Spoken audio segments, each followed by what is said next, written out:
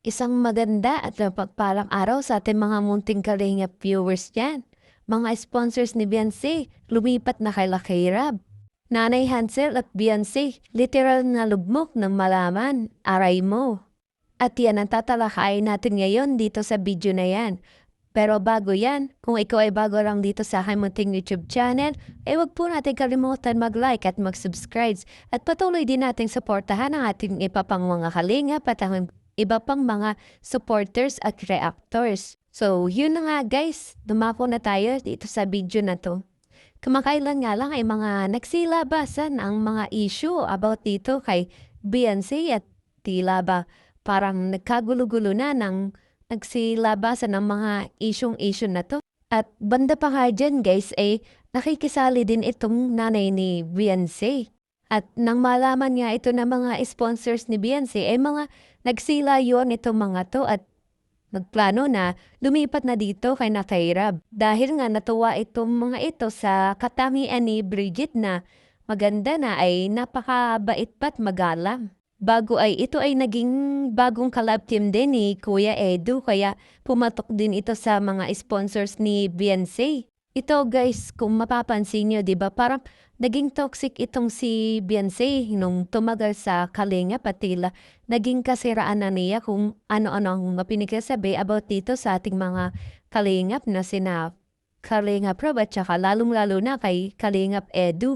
At dahil dyan, samot-saring mga issue ang mga nagitlabasan dahil dito kay Beyonce. Madami ring sabi-sabi na baka dahil na rin sa nanay nitong si Beyonce kaya naging ganito siya. Dahil nga dyan ay nagsiadisan na rin itong mga sponsor ni Beyonce at nagkaroon na rin ng masamang image sa tao itong si Beyonce at ang kanyang ina. Dahil nga may pumuputok na bagong love team itong si Kalingap Edo at ito nga ay si Bridget.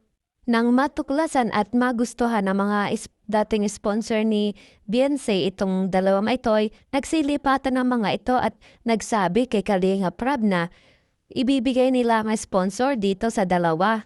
At di rin lubusang makapaniwala si Bridget na isurpresa ito sa kanya ni Kalingap Rob nang sabihin niya mayroon na itong sponsor. Gulat na gulat at biglang-bigla naman itong si Kalingap Edu dahil nga sa lab team nila ay magkakaroon na sila ng mga sponsor na galing dito sa kabila. Ay kahit si Kalingap Rob ay hindi makapaniwala sa mga nangyayari ngayon. Ikinatuwa yan ng mga team ni Kalingap Rob, lalong-lalo na nitong dalawang ito ni Kuya Edu at saka ni Bridget. Dahil ang sponsor ni Beyonce ay nalaman na pera lang din pala ang habol nitong mag-inang ito sa kanila. Dahil sa sponsor ay nagkakaroon sila ng mga business galing dito sa mga sponsor na nagbibigay ng pera sa kanila. So dahil dun guys ay hindi hinayaan ng mga sponsor na magpatuloy at mangyari pa yung mga ganyang bagay sa kanila. Kaya binitawan na nila itong si Beyonce. Nakakatuwa lang isipin na dahil nakita ng sponsor kung gaano kabuti itong si Bridget para kay Kuya Edu ay nilipat nila ma-sponsor nila dito sa dalawa at tamin sila lang ang mayroong karapatan na ma-sponsoran ng lahat. Walang masama guys, diba? Dahil deserve naman ni Bridget lahat ng nangyayaring ito sa kanya.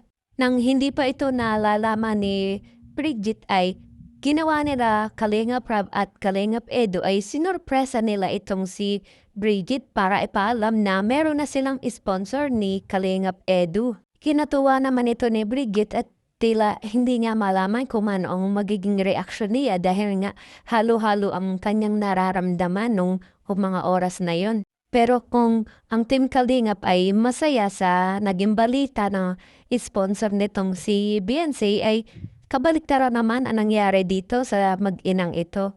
Dahil nga nang malaman ito ng ina ni Beyonce ay literal na nalugmok talaga at parang gumuho ang mundo ng nanay ni Beyonce. Marahil nga ay wala na silang sponsor, wala na magbibigay sa kanila ng pera. Kung dati-rati nga ay laging sinasabi ng magulang ni Beyonce lalo ng ina niya na okay lang naman na wala silang sponsor dahil sanay sila sa hirap. Pero ngayon na wala na silang sponsor ay hindi maipugtaan tong pagmumuka ng nanay ni Beyonce at tila gagalaiti sa galit dahil iilan na lang ang matitirang sponsor nitong si Beyonce. Dahil pag kaunti na lang ang naging sponsor ay konti na lang din ang magiging pera nila mula sa mga ito. Masasabi talaga na literal na galit at lungkot ang nararamdaman ng pamilyang ito. Pero dahil deserve naman nila ito ay marahil ito ay naging karma na din nila dahil nga sa mga maling nagawa nila sa Team Kalingap. At deserve na deserve din ngayon nila Kalingap Edo at Bridget yung mga natatamsa nila na mga blessings ngayon. At yun guys, sana ay patuloy nating suportahan ang bagong love team ngayon ni Kalingap Edo at ni Bridget na dulot nitong ating mga kalingap. At sana din ay patuloy pa nating suportahan ang bawat isa, ang bawat supporters at lahat ng reactors at lalong-lalo na sina Kalingap Rap at Kuya Bal Santos para maging updated tayo sa mga bagong videos na i-upload nila. Yun lang at maraming salamat.